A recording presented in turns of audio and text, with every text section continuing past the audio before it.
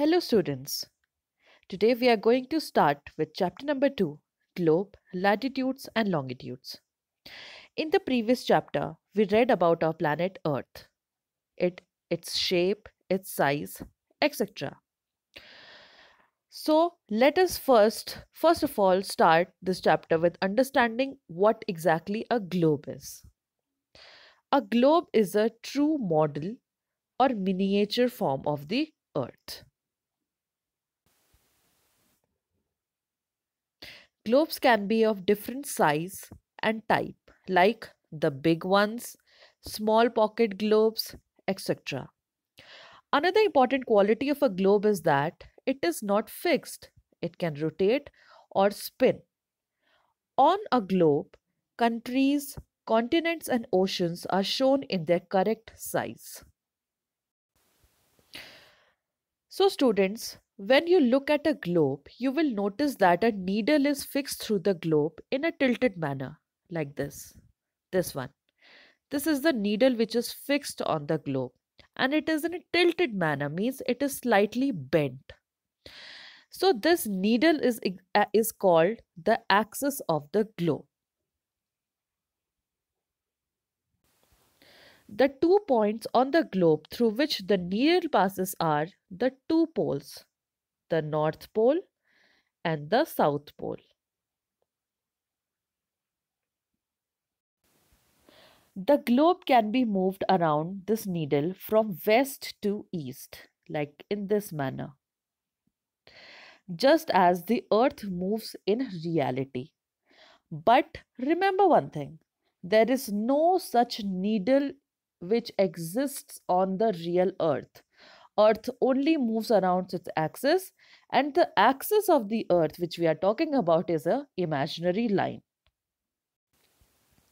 So students, to locate certain points or certain locations on the earth, what we humans have done, we have actually imagined certain references or lines to find out the locations of the places on the earth, and these lines and references are actually present on a globe. Apart from the axis of the earth, which is also an imaginary line, another important line running on the globe is the equator. This line divides the globe into two equal halves or equal parts. In the north is the northern hemisphere, and in the south is the southern hemisphere. So, students, it is important to understand that equator is a very important reference point to locate places on the earth. Apart from equator, all the parallel circles form from the equator up to the poles are called parallels of latitudes. And in this picture, you can see various latitudes. Okay, all these lines. Understood? And these latitudes are measured in degrees. For example, 80 degree N means north, 20 degree S means south. Students, equator represents the 0 degree latitude. Since the distance from the equator to either poles is 1/4 of a circle around the earth, it will measure 1/4 of 360 degrees, that is 90 degree. Thus, 90 degrees north latitude marks the north pole and 90 degrees south latitude marks the south pole. Look here. This is the south pole and this is the north pole. All parallels north of the equator are called north latitudes, and similarly, the parallels south of the equator are called south latitudes.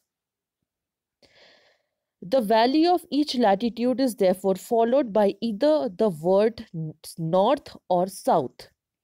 Generally, this is indicated by the letter N, capital N, and S. Capital N means north and capital S means south. Besides the equator, which is this 0 degree, okay, in the middle, North Pole in the north, 90° N, and South Pole in the south, 90° S. There are four important parallels of latitudes, or four important imaginary lines on Earth. The first is Tropic of Cancer, which is 23.5° in the north. The second is Tropic of Capricorn. It is 23.5° in south or southern hemisphere. Then there is Arctic Circle. It is 66.5° north, and Antarctic Circle, it is 66.5° south. So students, it is very important for you to memorize and understand these imaginary lines which run parallel on the surface of the earth, and they are called latitudes. Another important thing is that every particular place on the earth has a particular location or particular latitude. So, do you know? By measuring the angle of the pole star from your place, you can know the latitude of your place. So, every place on the earth has a particular latitude to it. Apart from the latitudes, there are also different type of heat zones of the earth. Okay, and what do we mean by heat zones? Heat zones are basically the places which have different which receive different variety or different quantity of sunlight. Understood?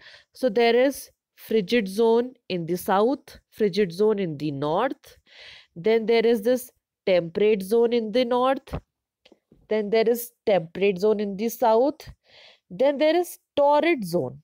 Look at this one, this green one. Okay, it is the zone which touches the equator both in the north and in the south.